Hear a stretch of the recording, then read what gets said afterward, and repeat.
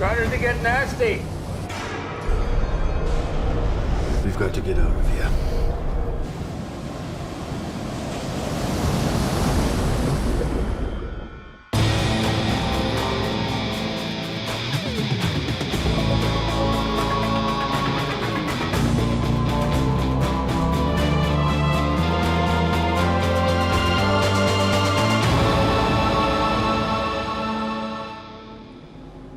January 2003. A captain and his ship are in trouble on the Atlantic Ocean.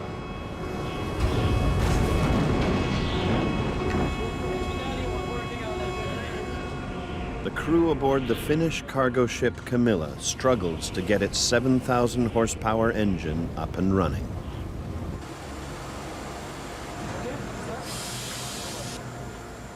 It's been breaking down all through the night. When the engine stopped working, I woke up instantly with the notion that something was wrong.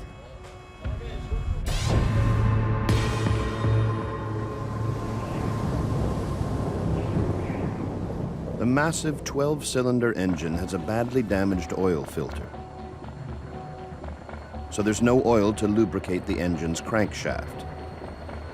The crankshaft grinds against the bearings that connect it to the rotating pistons. That constant friction has caused the engine to seize up and die.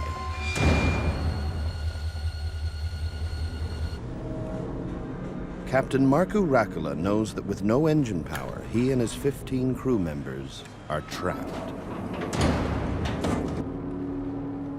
His 28-year-old third officer, Maiju Sari, loves the adventure of working on the high seas.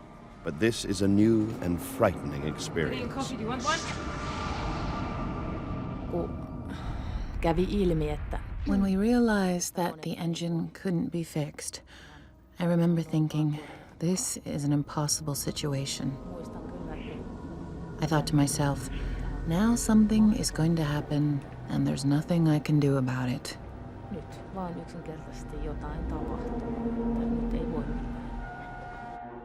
I felt numb at that moment. The Camila is stranded more than 450 kilometers from the nearest port, St. John's. The Grand Banks off the east coast of Canada is the last place you want engine failure. The water here is shallow. A shallow seabed creates massive waves. The area is also known for its unpredictable weather. More than 7,000 ships have sunk in these waters over the centuries. And now, even worse news is rolling in. And tell him to double check with Esco. Maiju? Just a sec. Doesn't look good. Coming straight for us. We've run out of time.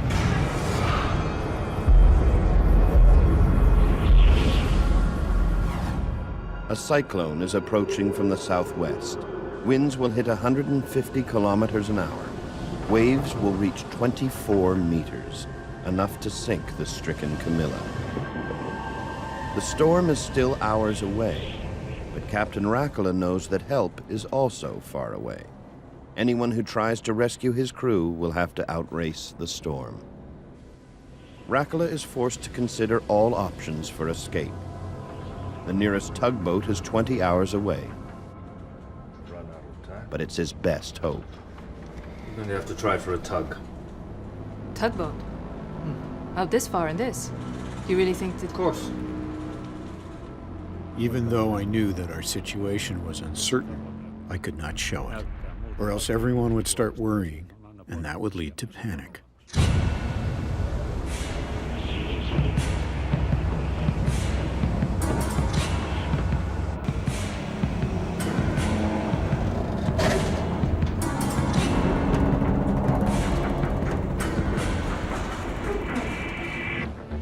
Because the Camila is unable to move forward, it has no resistance against the power of the storm. When the cyclone's waves hit this shallow floor, their energy gets compressed, creating huge breaking waves. which can smash windows, shift cargo, and potentially even turn the ship upside down.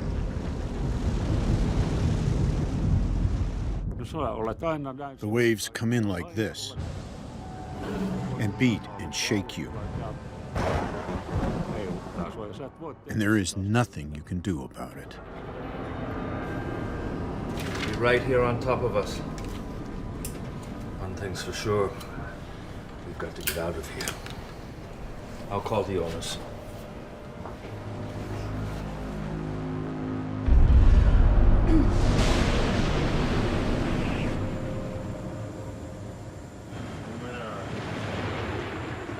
North 46, 55, 1.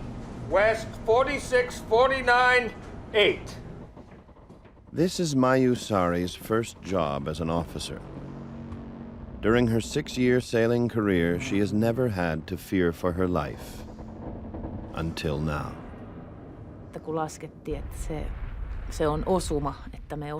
When we realized that the storm would hit us if we didn't get out of its way, I had to switch into a certain mental mode in order to cope with the situation. Because even if something was going to happen to us, I couldn't start crying there or panicking.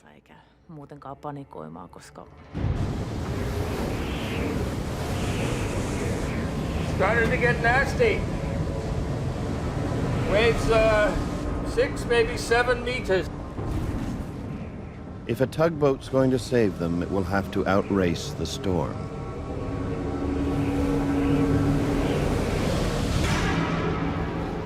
Hey, the engine won't be fixed for 24 hours, so we're looking for a tug. Yeah, okay. Okay, good, thanks. What'd they say? They're going to try to send us a tug. Great. Yeah.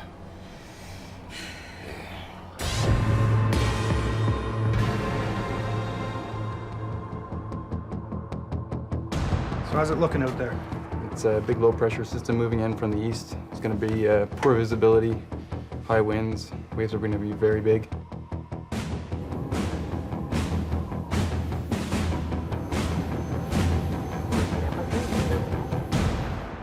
More than 600 kilometers from the stranded Camila is home base for 103 Search and Rescue Squadron.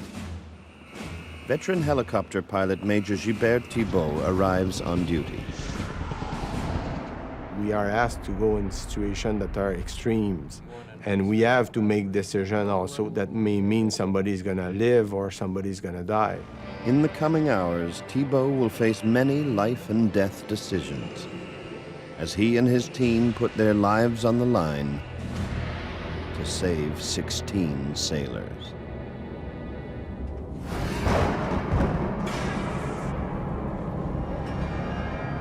The Camila has now been stranded for 2 hours. The storm is moving closer.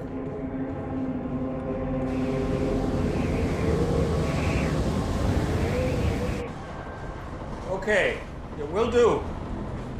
Right, thanks.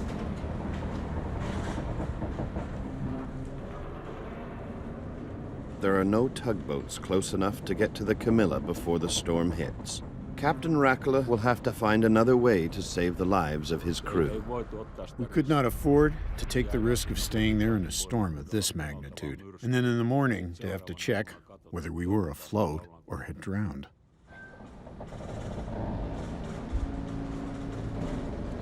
He now faces the moment every skipper dreads.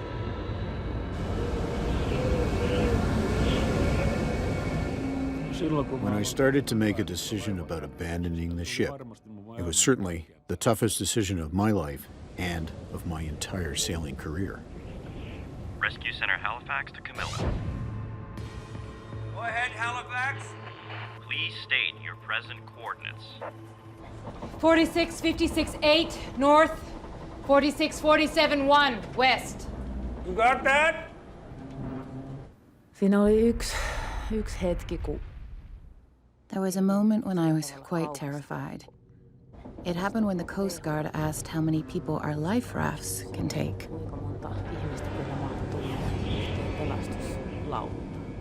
Then I thought if we have to go on those rafts in that weather, that will be really serious. But somehow I managed to wipe these thoughts from my mind and calm myself down.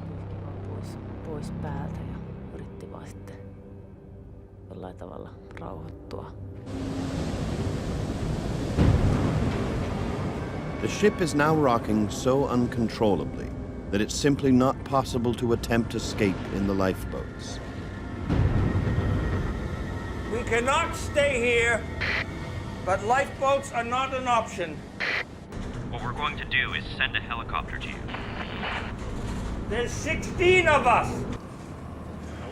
Your situation has been designated an M1 emergency. An M1 emergency. Top priority because the Camilla's crew is in danger of injury or death. Now we see.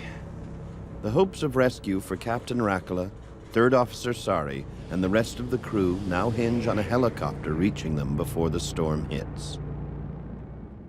But the nearest helicopter is in Gander, 618 kilometers away. St. John's is the closest point of land. The entire journey is more than 1,000 kilometers. On top of that, the helicopter will have to hover for more than an hour to hoist the 16 sailors to safety. It's impossible without refueling.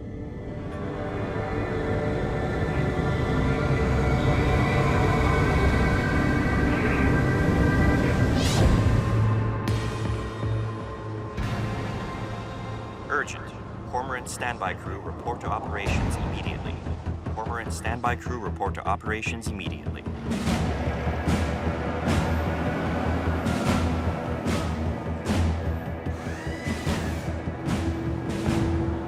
Okay, guys. We have got a cargo vessel out of Finland. They've lost their engine. She's almost 450 kilometers offshore from St. John's. This mission will push men and machine to the limit. Major Thibault's co-pilot is Captain Andrew Mercer. Mercer spent years flying tactical helicopters around the world. But on this six-man team, he's the new kid on the block. Obviously, we can't get there and back on a full tank. Hibernia. It's probably going to be our best bet. Major Thibault is counting on a fuel stop at the Hibernia oil drilling platform, located 150 kilometers from the Camilla. It will enable the helicopter to make the entire round trip. As far as time on scene, I know you guys would like as much as possible. Major Thibault has calculated exactly how much time they can spend on the rescue itself and still have enough fuel to get back to home base. Necessary goes. By my calculation, I can give you 75 minutes. That's less than 5 minutes to hoist each of the 16 sailors. In 30 minutes? With each passing minute, weather conditions deteriorate as the storm moves closer to the stricken vessel. Before abandoning ship, the crew closes all doors and conduits in order to make the Camilla as watertight as possible. Third Officer Mayu Sari notifies everyone of the decision to abandon ship. We're abandoning ship. Hey, everybody, wake up! Let's go! Let's go! Back at the base, Major Thibault is relying on this impressive piece of machinery to save the lives of the sailors. The newly acquired CH-149 Cormorant. He has stripped excess equipment from the helicopter to make room for 16 passengers. He must eliminate all unnecessary weight. The lighter the load, the more fuel they can carry. And Thibault knows that every drop will count on this mission. An helicopter is not like a car. You cannot run out of fuel and park it on the side of the road. I mean, running out of fuel is not an option.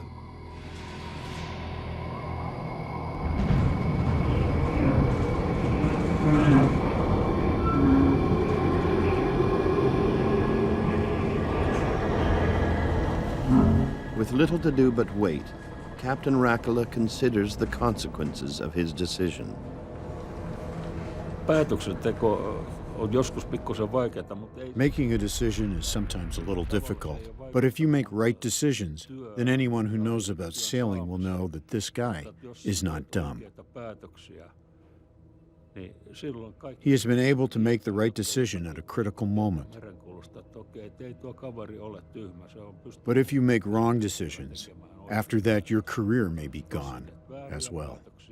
Sen jälkeen voi olla karrierikin mennyt.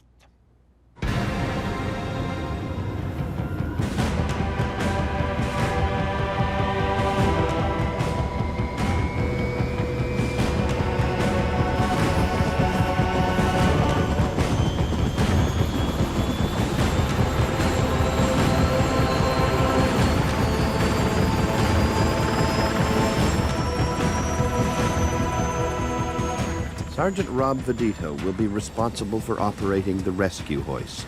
Before takeoff, he double-checks to make sure that this lifeline is in perfect working order. Check. Right handout is approved. Surface winds are 310, 15, gusting 20 knots. Secure takeoff from the south pad. The Cyclone is closing in on the Camila. For the rescuers, the race is on to get there first. I would lie to you if the adrenaline's not pumping. The adrenaline is definitely pumping, and your mind is rushing and going through all these different scenarios. How can I make it better? Where can I go for fuel? Do I need medical? It just keeps going on and on and on and on and on. You just keep going through the scenario, going through problems, coming up with answers, solutions. It's just a constant, your head's going all the time until it's done at the end. For Major Thibault, the Cormorant is the ultimate flying machine. Its 3 powerful turbine engines produce an incredible 6,400 horsepower.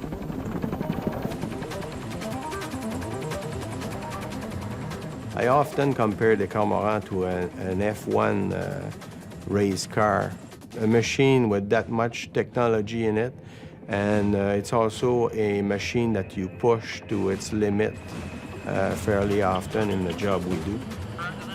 The Cormorant-shaped rotor blades, protected by titanium strips along the edge, improve lift and increase speed. It also means this helicopter can operate successfully in extremely high winds.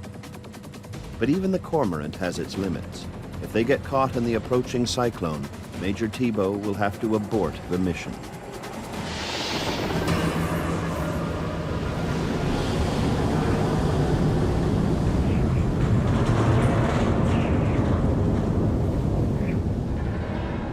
Rescue headquarters has warned Captain Rakala that it's not certain the helicopter can get to the Camila. Of course, there was a sense of distress when we were told that the helicopter may not be able to come if the wind picks up. And there was naturally a sense of uncertainty on the ship about what was really going to happen. Will they be able to get us out of there, or will they not be able to get us out?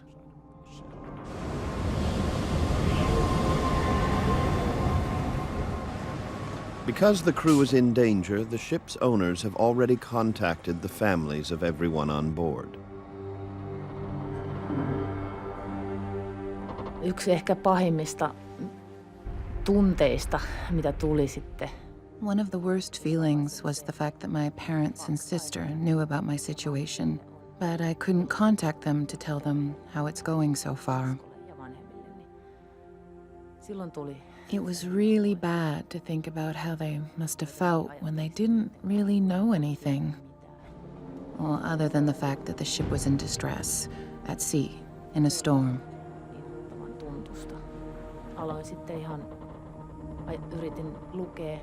I started reading a book to get my mind away from it, so that I would not panic. I sat around, took deep breaths, and calmed myself down. Not to do anything stupid, like get nervous or overreact. Hengittelin rauhallisesti ja rauhoittelin itseäni, että nyt ei saa tehdä mitään typerää.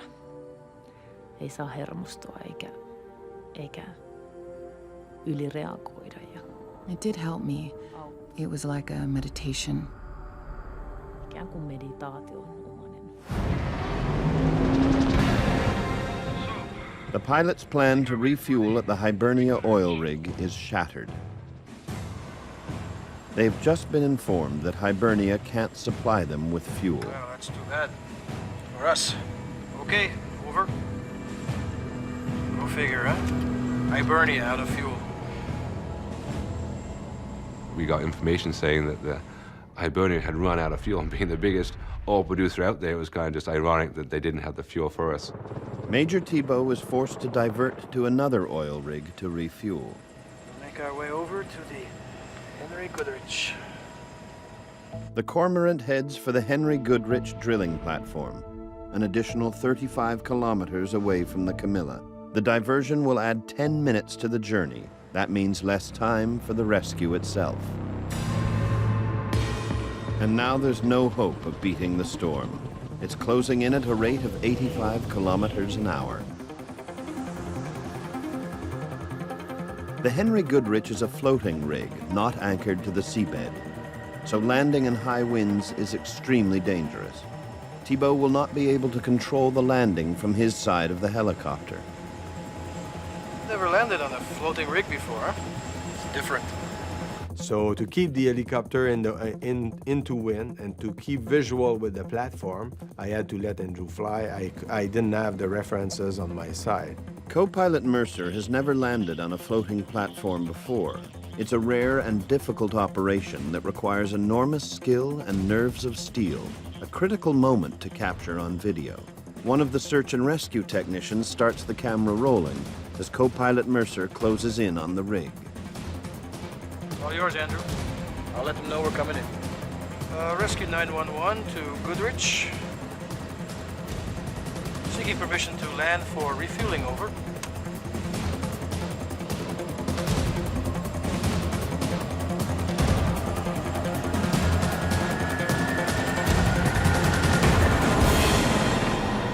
The Cormorant has landed. But now the helicopter's in danger of being blown off the platform. In order to prevent this, Mercer has to reverse the angle of the rotor blade, a technique known as negative pitch. This creates a downward force and pushes the helicopter onto the landing pad. We actually sucked ourselves onto the oil rig. It's a really neat thing that we can do. I don't think very many actually helicopters can do that. On the Camila, Captain Rakala prepares to abandon ship. Yes, one can't help but wonder what my wife was thinking and whether we would ever see each other again in this world. When this thought came, I just had to push it to the back of my mind because I had to look after things at hand and then think about it again when the right time came. Appreciate the top up. Glad to be of help, Major. Best of luck out there. Thanks. We'll need it.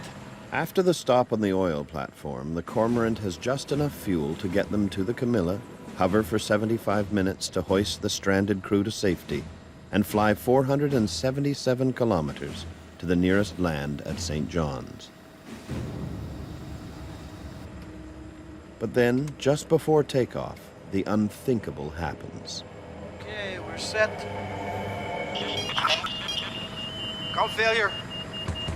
We've got a com failure. Switching over to main system. Andrew, can you read me? Rob, can you hear me?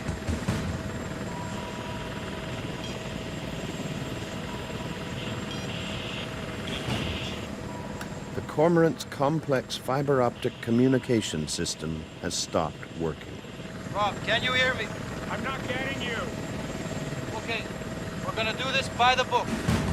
We're gonna run a full system check. While Thibault and Mercer can talk to each other, they can't communicate with flight engineer Rob Vedito in the back, and they have to be able to talk to him to execute the hoisting operation. With com breaker 3, AC bus. Can you read me now, Rob? Com breaker 2 on DC bus. Com breaker 3 on DC bus. Now the Major has a gut-wrenching decision to make. Press on or abort the mission altogether. This is not good. Breaker 3, AC bus. Can you hear me now, Rob? Okay. Let's run everything twice. Breaker 3, DC bus. The first thing that came in our head was that we won't be able to do this. You know, if we cannot communicate, there's no way we're going to be able to recover these people. So the first thing, I think, for all the crew members was, you know, we're stuck. We're going to have to go back. There's only an hour and 40 minutes until sunset. Barely enough time to get to the Camila and do a 75-minute hoisting operation. Thibault and Mercer systematically reset all the breakers on board.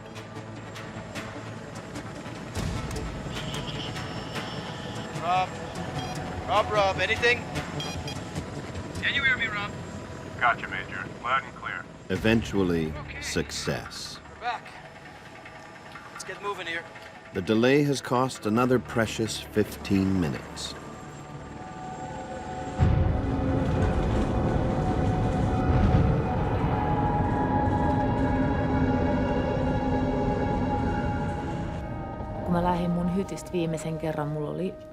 When I left my cabin for the last time, I had those things we were allowed to take with us, a few papers and a passport.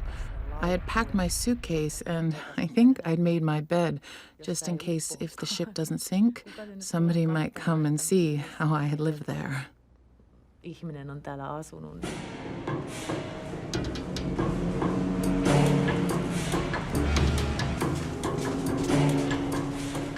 Captain Rakala orders everyone to put on their survival suits. These dry suits are waterproof. They're made with neoprene, a synthetic rubber that contains millions of tiny air bubbles. The bubbles act as an insulator and help with buoyancy. Dry suits provide warmth by protecting the clothing beneath from wind and water. Without the suit, the bitterly cold water of the Atlantic would kill them.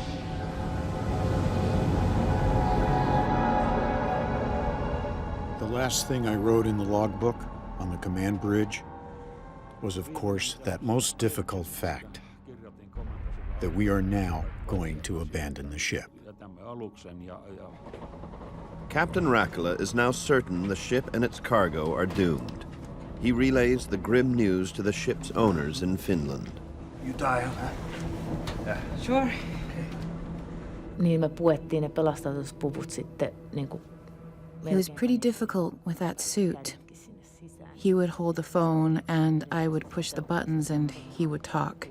It was a strange feeling that this may be the last time they'd hear from us. Me sitten mennään tonne alas, että mikä on tilanne. Rakala here. ETA, 5 minutes on scene. Andrew, get the captain. As the Cormorant closes in on the Camila, the search and rescue technicians make final preparations. Rescue 911 to Camila. Rescue 911 to Camila. This is Camila, go ahead, 911. Rescue helicopter approximately 5 minutes from you. All crew should gather on deck. Tell them everyone's down there. We're just on our way. We're on our way. Hang in there, over. Hey, we should go. One last smoke.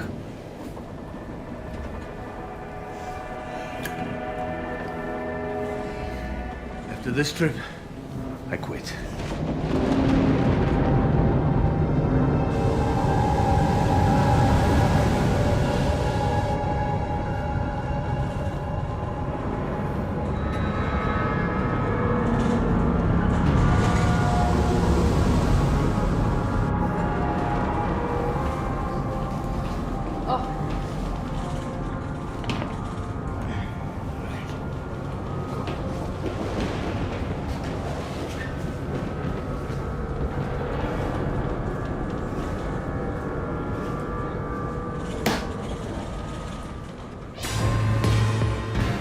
There's now just over an hour of daylight left.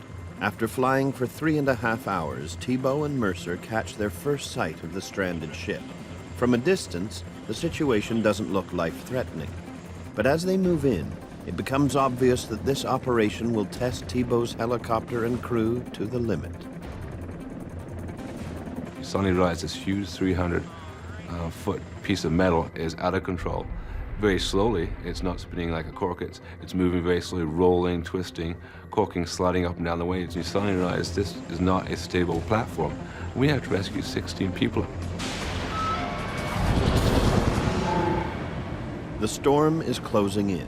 Scientists call this type of storm a meteorological bomb because it is intensifying at such an explosive rate.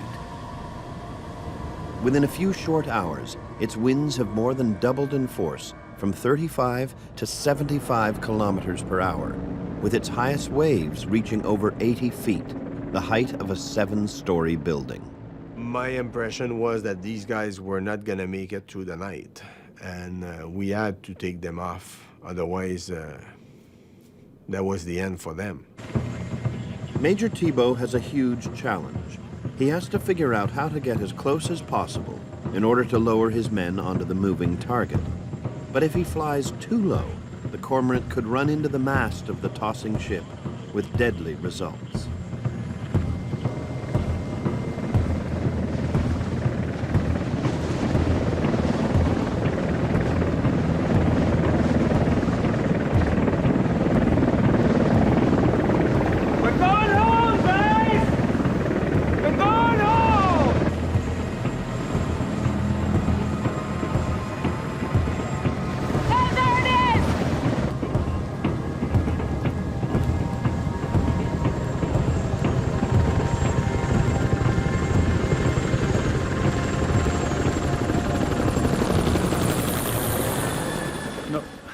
When the helicopter did arrive, I was naturally very excited that now we are finally getting out of here.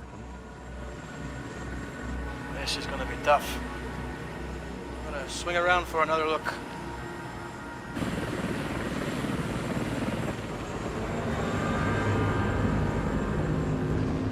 The jubilation on board the Camila doesn't last long.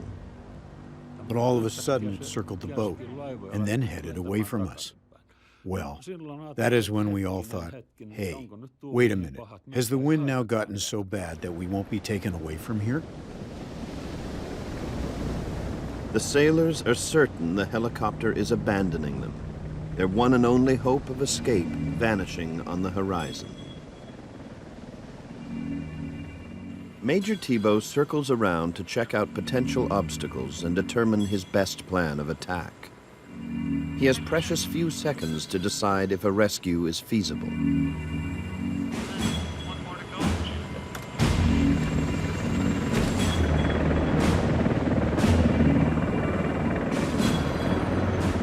Thibault must keep the helicopter at a constant equal distance from the ship.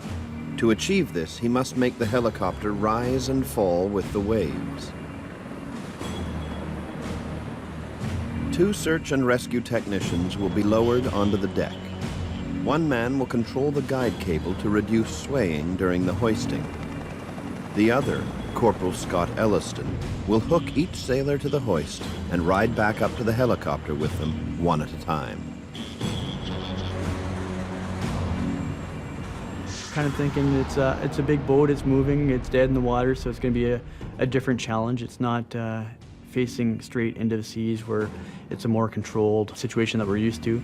It's rolling differently, which means as things move and we're on the hoist, there's a potential for us to be, banged off part of the boat or hit or something. So you're kind of thinking of how you're going to do the business and, sometimes what might go wrong. The success or failure of this mission will come down to split-second timing.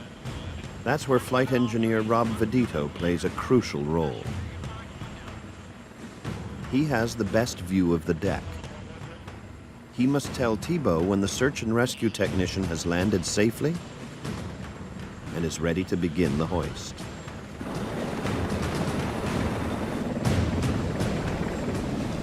As Vedito counts down, the rhythm of his voice signals how close the hoist is to its target.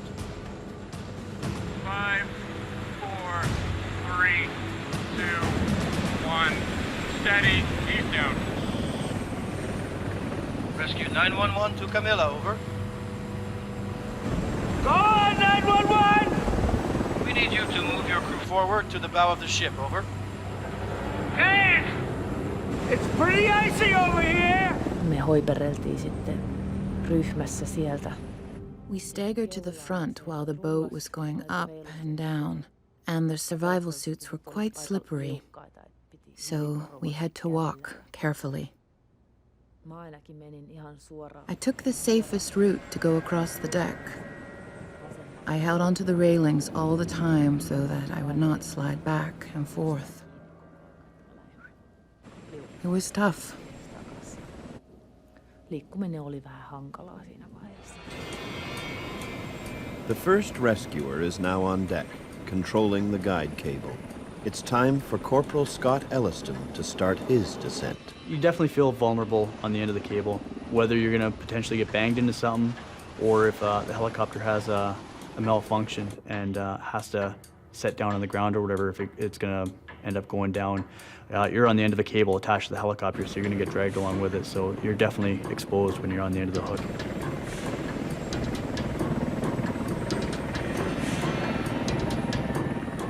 Timing here is crucial. Getting it wrong could mean serious injury for Elliston or one of the sailors. Okay, sir, raise your arm. When we get up there, I'll guide you in. Do not reach out at any time, okay? Here we go.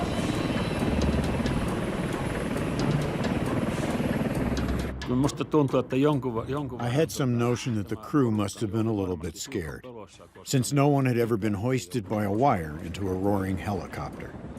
And I can understand it well, since I myself felt some horror looking at that thin wire.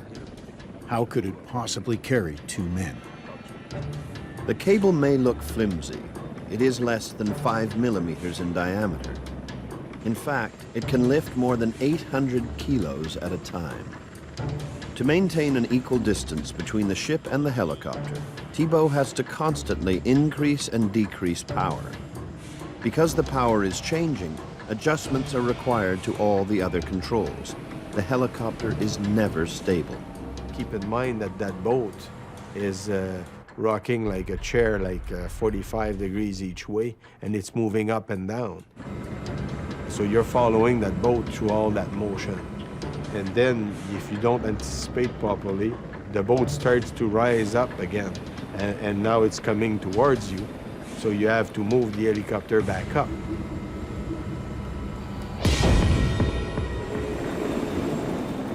One by one, the crew are lifted into the cormorant. There are still 6 sailors left on deck, and only enough fuel to hover for another 25 minutes. Right now, Major Tugboat has another challenge. The power demand on the engines is constantly changing.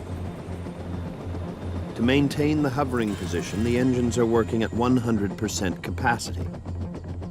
Now and then, strong crosswinds blow into the rotors, causing problems for Tugboat.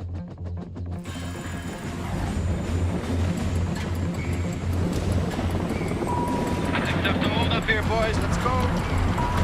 Keep it moving. The crosswinds create something called translational lift. When that happens, the engine doesn't have to work nearly as hard. This constant change causes massive vibration and puts enormous physical strain on both the helicopter and Tugboat. Well, it's very tiring, obviously. There's a lot of turbulence. We're moving a lot. It's a very demanding, not only mentally, but physically. Do not reach out at any time, okay? Scott Elliston prepares the 11th sailor for liftoff. 5 remain to be saved. Tugboat is keeping a close eye on his fuel gauge. He's running out of daylight and out of fuel.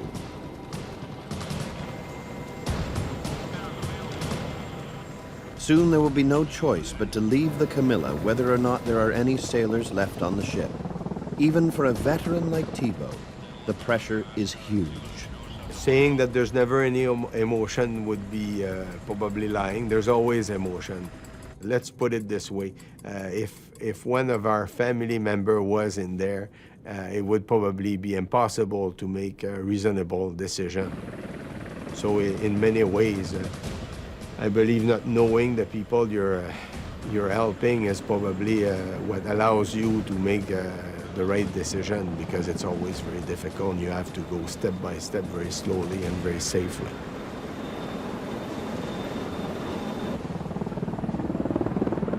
Tietysti siinä on muita.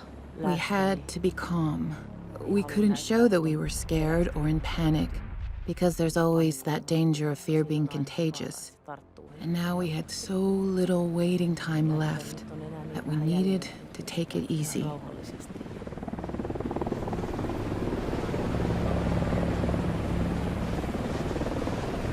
Save a seat for me, Mayu! Kun tuli mun vuoro mennä siihen vaijerille ja... When it was my turn to go to the cable, I already knew what to do. I just tried to do what the guy told me. When we were going up, I remember wondering what's going on in this guy's head. We didn't really talk that much on the way up to the helicopter. But I wasn't scared at that time anymore, because it was obvious they knew what they were doing.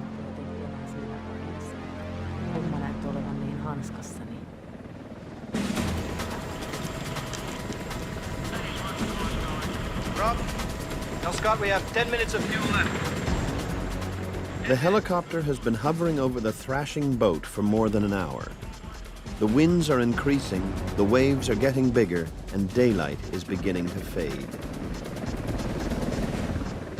Now you get the pressure on the radio. They're like, okay, where are you at? We got to get going. So then it starts getting even more pressure. Now you're rushing even more, because now you're down to the wire where you have to get it done. Kun mä olin siellä helikopterissa, niin siinä oli semmoinen pallon muoto. When I was in the helicopter, I looked through this rounded window, and I tried to look one last time. And I did see it down there, floating. And it hurt to see it over there, rocking alone. It felt like, how did we dare to leave it there alone in the dark sea with a storm coming? The rescued sailors don't realize that up in the cockpit, Thibault and Mercer are now trying to deal with a new danger. It's killing us. The additional weight of the sailors in the back, combined with the demand on the engine in hover mode, is causing decay, or drooping, on the rotors. They are actually slowing down. Last thing you want to hear is rotor. When you hear the warning, rotor, rotor, rotor, you know that the helicopter's run out of power. And if you're losing power and the speed of the rotor drops, you know where you're going. You're not flying anymore.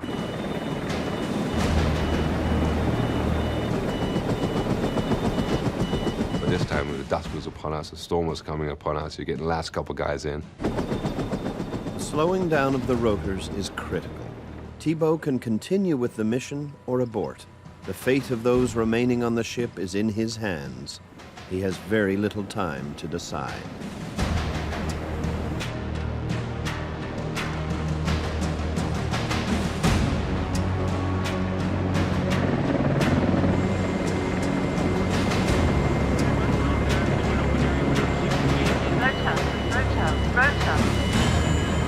Just going to have to ignore it.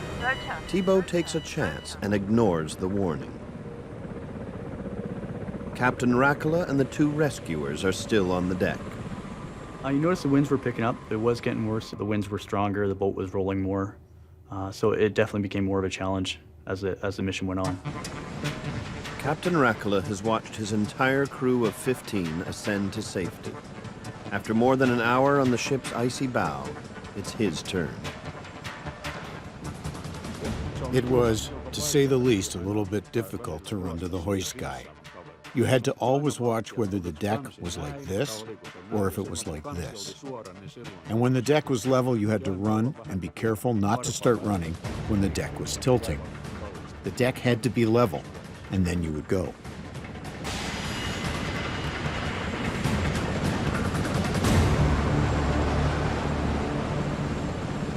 When I was a young boy, I naturally was hoping that, if and when I went to sea, that I would never have to abandon ship.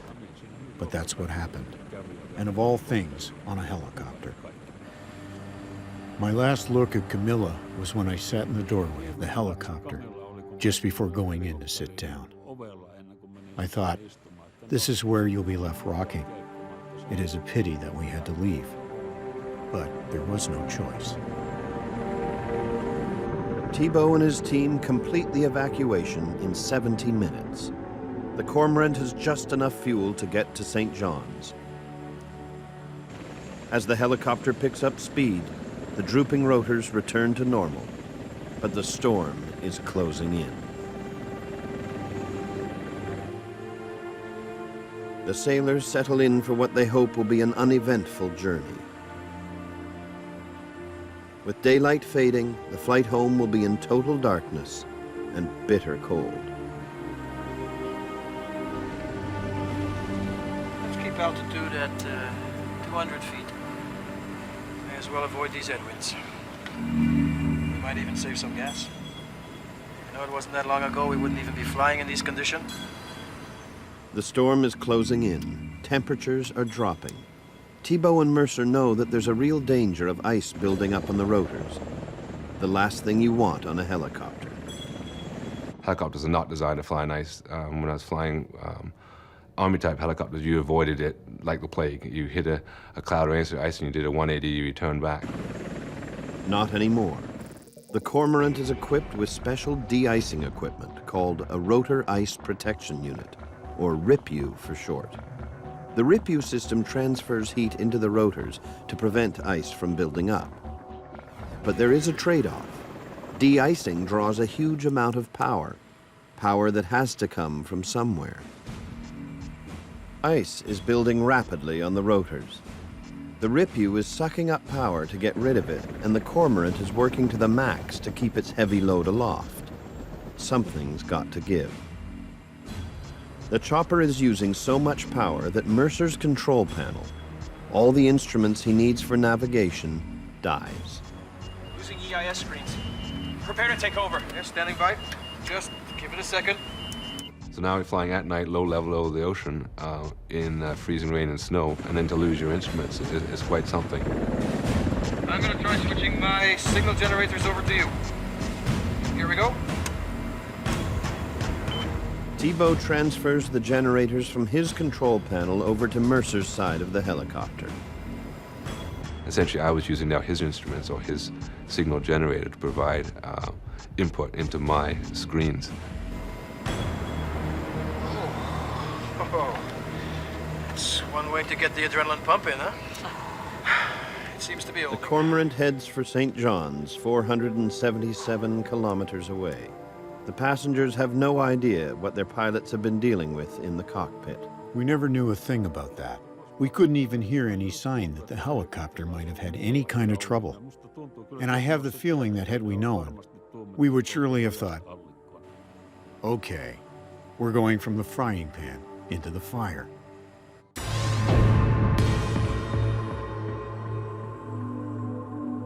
"13 hours after the Camilla's engine died, the Cormorant finally touches down in St. John's. It's been the longest day of Captain Rakula's life.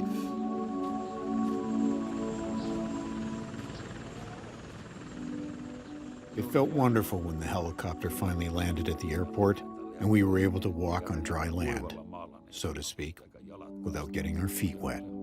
It was a really fantastic feeling.